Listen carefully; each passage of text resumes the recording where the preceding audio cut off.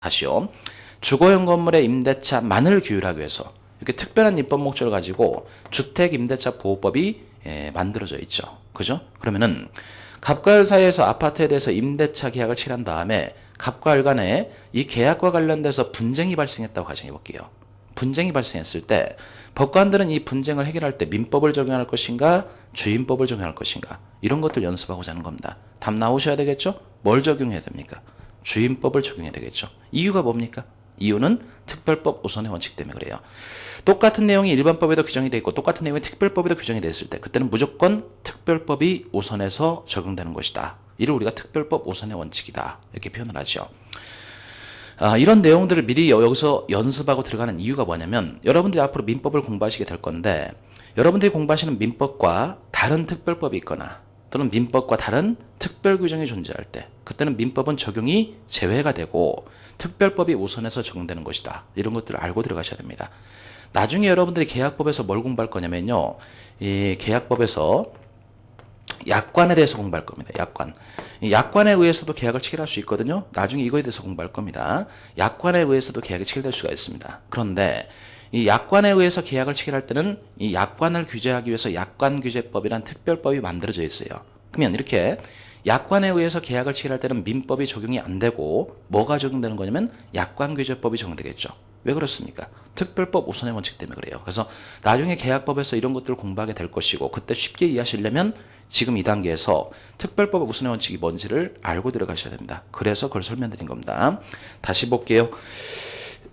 지금 우리는 민법 개념 정의하고 있습니다.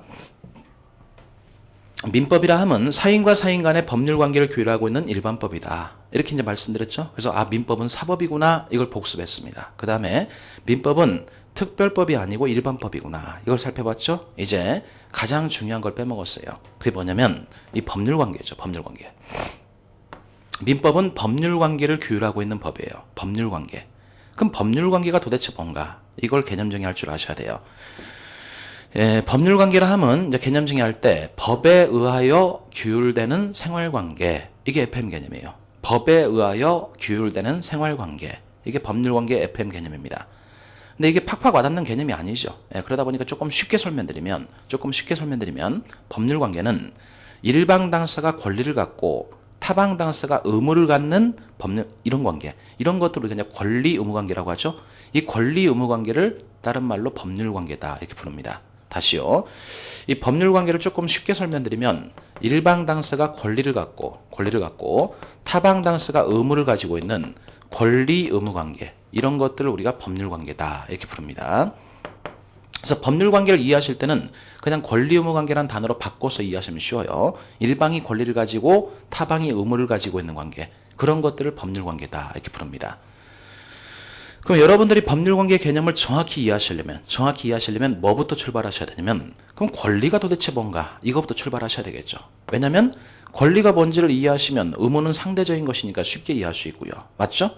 그러면은 법률 관계가 뭔지 알 것이고 그러면 민법의 개념이 완성되겠죠. 그죠? 그렇기 때문에 민법은 출발할 때 항상 이 권리의 개념부터 출발하셔야 돼요. 권리의 개념. 그래서 이 권리의 개념 이쪽에서 이제 제가 설명을 드릴게요. 이쪽을 좀 보시죠. 우리가 이제 뭘 공부하려고 하는 거냐면 민법은 법률 관계를 규율하고 있는 법이라고 제가 말씀드렸죠. 법률 관계가 뭐였습니까?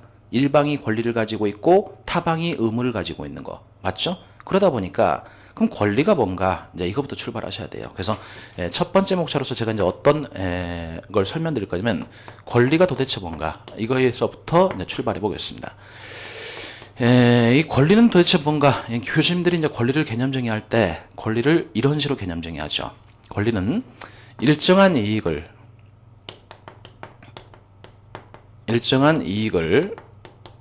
향유하기 위하여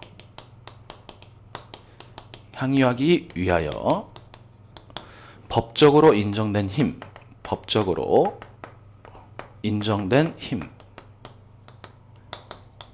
이게 권리 FM 개념입니다. 다시요.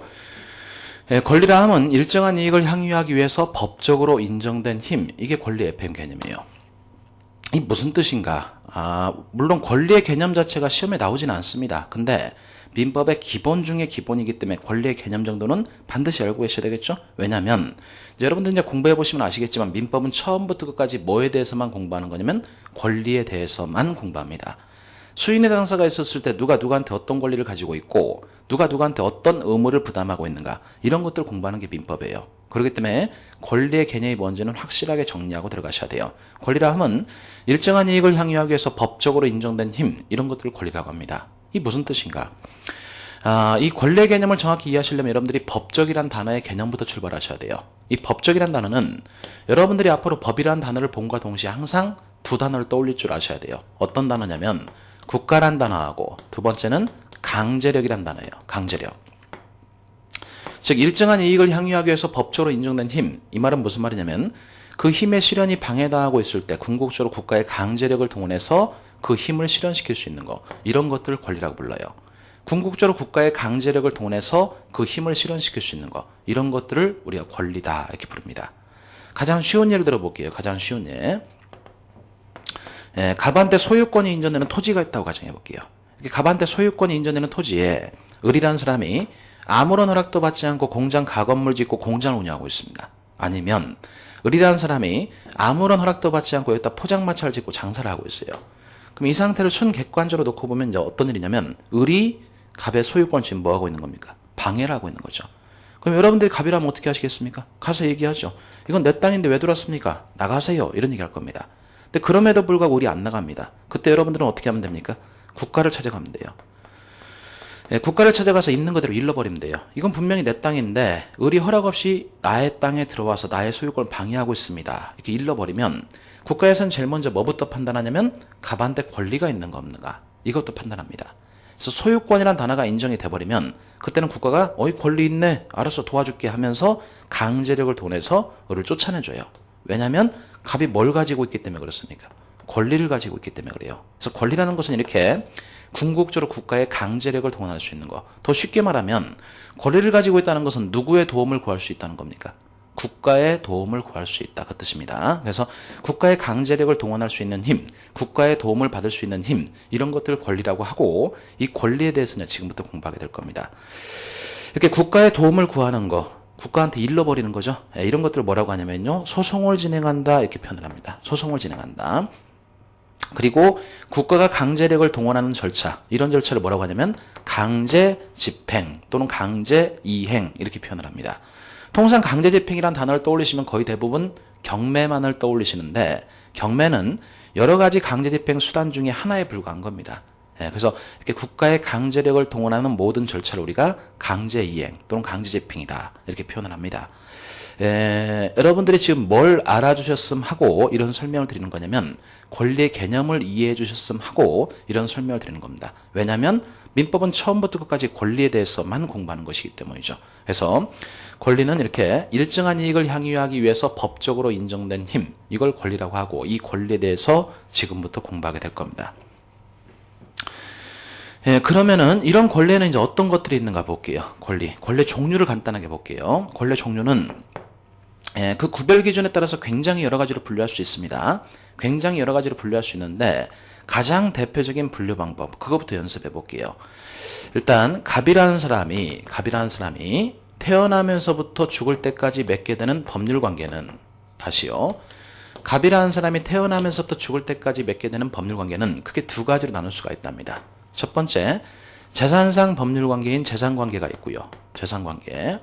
그 다음 두 번째는 신분상 법률 관계인 신분 관계가 있대요. 다시요.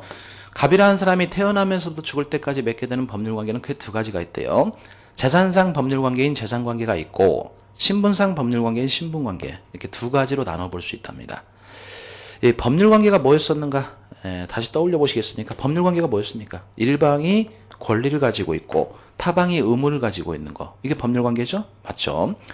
그럼 결국 권리라는 것은 재산 관계 하에서 발생하는 재산권과 신분 관계 하에서 발생하는 신분권 이렇게 나눌 수 있겠네요. 이게 가장 기본적인 분류 방법입니다. 다시요. 권리는 재산 관계 하에서 발생하는 재산권과 신분 관계 하에서 발생하는 신분권 이렇게 두 가지로 나눌 수가 있습니다. 그리고 이 법률 관계에 대해서 규율하고 있는 법이 뭐였습니까? 민법이다 이렇게 말씀드렸죠? 그럼 민법은 어떻게 구성되어 있는가? 재산 관계를 규율하고 있는 재산법과 신분관계를 규율하고 있는 신분법 이렇게 두 가지로 나눌 수가 있어요. 그래서 민법은 재산법과 신분법으로 구성되어 있죠. 또 권리는 재산권과 신분권 이렇게 두 가지로 나눠볼 수 있습니다. 가장 기본적인 분류 방법이죠. 다만 신분관계를 규율하고 있는 신분법이나 신분관계 하에서 발생하는 신분권 이거는 우리 시험 범위가 아니에요. 시험 범위가 아니기 때문에 우리가 살펴보지 않습니다. 이제 우리 시험 범위에 들어가는 것은 재산관계를 규율하고 있는 재산법, 재산권 이런 것들이 이제 우리 시험 범위입니다. 이 재산권은 다시 또 두 가지로 나눠볼 수 있어요. 다시 또 두 가지로. 첫 번째 물권이란 단어가 나오고요. 두 번째는 채권이란 단어가 나옵니다. 그럼 물권이 도대체 뭐고 채권이 뭔가? 물론 이런 것들은 앞으로 진도 나가면서 물권법과 채권법에서 굉장히 자세하게 공부하죠. 굉장히 중요한 쟁점들이죠. 그런데 굉장히 중요한 쟁점들이긴 하지만 굉장히 어려운 쟁점은 아니에요. 쉬워요. 그래서 일단 이 물권의 개념과 채권의 개념을 첫 시간에 정리하고 들어가셔야만이 민법이 조금 쉬워집니다. 그래서 물권이 뭐고 채권이 뭔가 이걸 좀 설명드릴게요. 뭐든지 나눌 때는 항상 여러분들은 뭐부터 보셔야 되냐면 뭐든지 나눌 때는 항상 공통점부터 보세요. 공통점. 그럼 물권과 채권의 공통점이 뭡니까? 공통점 둘 다 공통점은 큰 목차가 공통점이에요. 둘 다 뭡니까? 재산권이죠. 재산권. 그죠? 물권과 채권의 공통점 둘 다 재산권입니다. 그래서 출발할 때 재산부터 출발하는 거예요. 그래서 물권이 뭐고 채권이 뭔가 이렇게 한번 연습을 해볼게요. 예컨대 갑이라는 사람이 500억의 재산을 가지고 있다. 이렇게 한번 가정해 볼게요. 갑이라는 사람이 500억의 재산을 가지고 있습니다. 그럼 도대체 뭘 어떻게 해서 500억의 재산을 가지고 있는가? 이제 경우의 수를 나열해 봅니다. 그랬더니 건물도 몇 동 가지고 있고요. 토지도 몇 필지 가지고 있고 자동차도 19수대로 가지고 있고 물방울 다이아몬드도 가지고 있습니다. 그 다음에 갑이 A라는 사람한테 받을 돈이 한 20억이 있었대요. 20억. 또 갑이라는 사람이 B은행에 예금을 한 50억을 맡겨놨대요. 예금을 50억을. 그래서 이런 식으로 갑이 500억의 재산을 가지고 있다. 이렇게 한번 가정해 볼게요. 즉